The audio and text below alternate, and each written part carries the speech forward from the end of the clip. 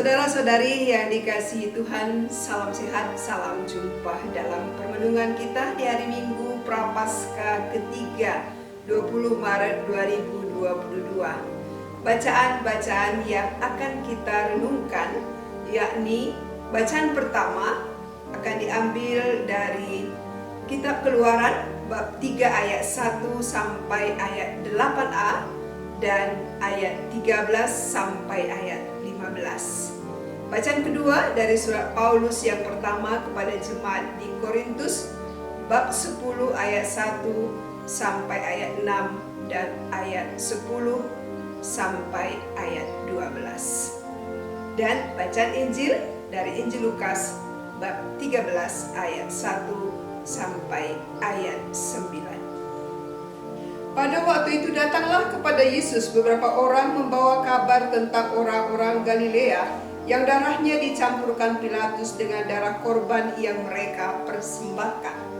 Yesus menjawab mereka, "Sangkamu orang-orang Galilea ini lebih besar dosanya daripada dosa semua orang Galilea yang lain, karena mereka mengalami nasib itu? Tidak, kataku kepadamu. Tetapi jikalau kamu tidak bertobat, kamu semua akan binasa atas cara demikian. Atau sangkamu ke-18 orang yang mati ditimpa menara dekat Siloam lebih besar kesalahannya daripada kesalahan semua orang lain yang diam di Yerusalem? Tidak, kataku kepadamu. Tetapi jikalau kamu tidak bertobat, kamu semua akan binasa atas cara demikian." Lalu Yesus mengatakan perumpamaan ini. Seorang mempunyai pohon ara yang tumbuh di kebun anggurnya, dan ia datang untuk mencari buah pada pohon itu, tetapi ia tidak menemukannya. Lalu ia berkata kepada pengurus kebun anggur itu, "Sudah 3 tahun aku datang mencari buah pada pohon ara ini, dan aku tidak menemukannya.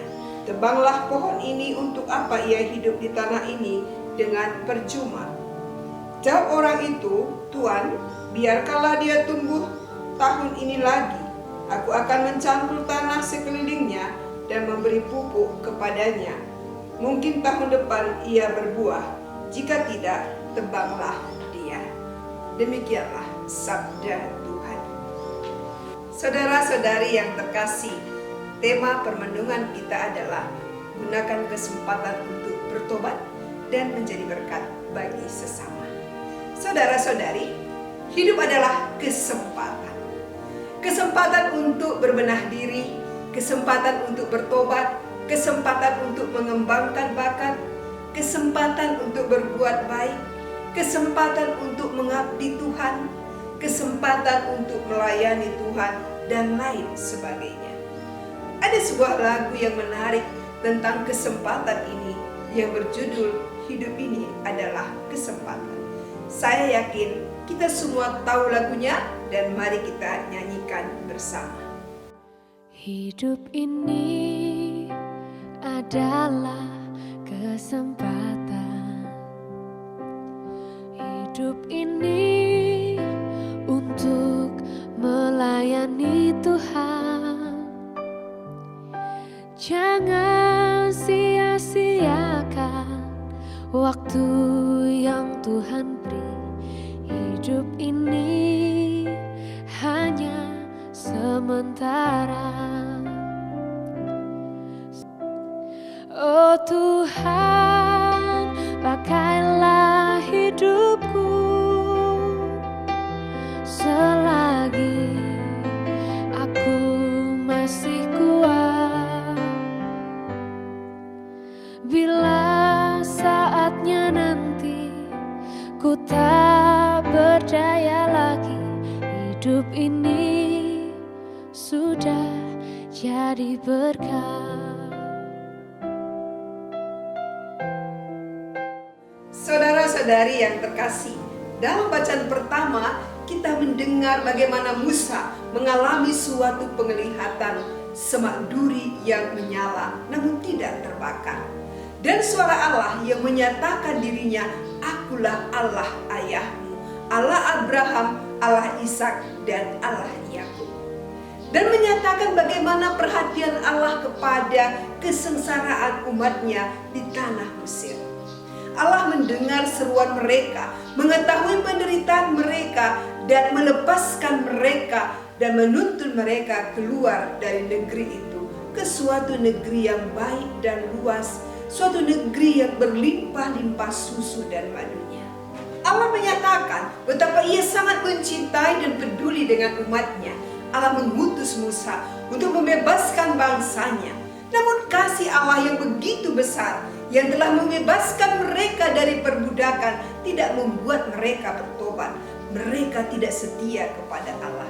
Maka dalam bacaan kedua kita diingatkan supaya jangan menginginkan atau melakukan hal-hal yang jahat seperti yang telah diperbuat oleh bangsa Israel. Pada dasarnya, setiap orang tidak suka berbuat salah.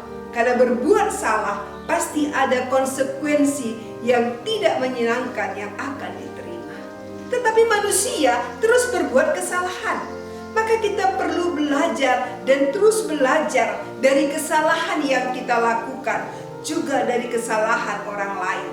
Satu ungkapan menarik dalam bahasa Karo dikatakan demikian, "Kamu si salah, aku si robah." Artinya, orang yang berbuat salah, kita bertobat atau berubah. Setiap perbuatan orang lain menjadi pelajaran berharga bagi kita. Maka kata Rasul Paulus kepada jemaat di Korintus, jangan kita merasa menjadi orang yang kuat. Perlu berhati-hati supaya jangan jatuh. Bukan angin kencang yang membuat kita bisa jatuh, tapi justru angin yang sepoi-sepoi yang membuat kita terlena dan akhirnya membuat kita terjatuh. Perlu dengan rendah hati kita belajar dari kesalahan sendiri dan juga belajar dari kesalahan orang lain. Dalam bacaan Injil, Yesus mengingatkan agar hidup setiap murid Yesus haruslah berbuah. Buah menjadi nyata lewat pertobatan. Kematian orang-orang Galilea yang darahnya dicampur oleh Pilatus dengan darah korban persembahan mereka, serta 18 orang yang mati tertimpa menara dekat Siloam, menjadi tanda pertobatan bagi setiap orang. Tuhan memberi waktu pertobatan itu dan memberi kesempatan bagi setiap murid untuk menghasilkan buah. Hal ini ditegaskan Yesus dengan perumpamaan pohon ara yang tidak berbuah. Tebanglah pohon ini, untuk apa ia hidup di tanah ini? Demikian percuma. Seruan yang sangat keras yang menuntut pertobatan yang menghasilkan buah. Jika tidak berbuah, tebang saja. Dan di sini peran pengurus kebun sangat besar. Ia berkata, "Tuan, biarkanlah dia tumbuh tahun ini lagi. Aku akan mencangkul tanah sekelilingnya dan memberi pupuk kepadanya." Di sini ada suatu upaya, harapan tahun depan pohon ini menjadi pohon yang baik dan bisa menghasilkan buah. Pekerjaan yang tidak gampang. Saudara-saudari, masa Prapaskah adalah kesempatan bagi kita untuk melakukan pertobatan. Menyiangi hidup kita, menyiraminya dengan sabda Tuhan agar dapat bertumbuh baik dan menghasilkan buah yang baik.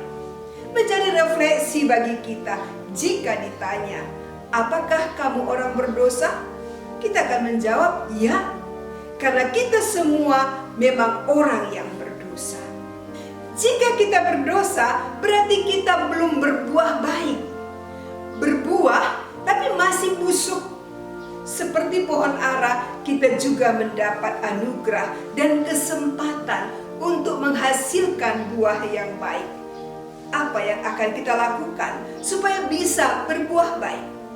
Mari kita mulai dengan bertobat, membaharui diri kita, tekun berdoa, rajin ke gereja, setia mendengarkan sabda Tuhan. Komisi Kerasulan Kitab Suci Keuskupan Agung Medan setiap hari membagikan renungan harian di YouTube komisi. Mari kita dengarkan. Berbuat baik kepada sesama, berbagi dengan sesama, dan lain sebagainya. Dengan demikian, pertobatan kita akan menghasilkan buah. Selain itu, kita juga diajak menjadi seperti pekerja di kebun anggur itu, membantu sesama kita untuk mengalami pertobatan dan menghasilkan buah-buah kebaikan dalam hidupnya. Mari kita memanfaatkan kesempatan yang diberikan kepada kita dengan hidup lebih baik, menghasilkan buah yang baik dan menjadi berkat bagi sesama. Tuhan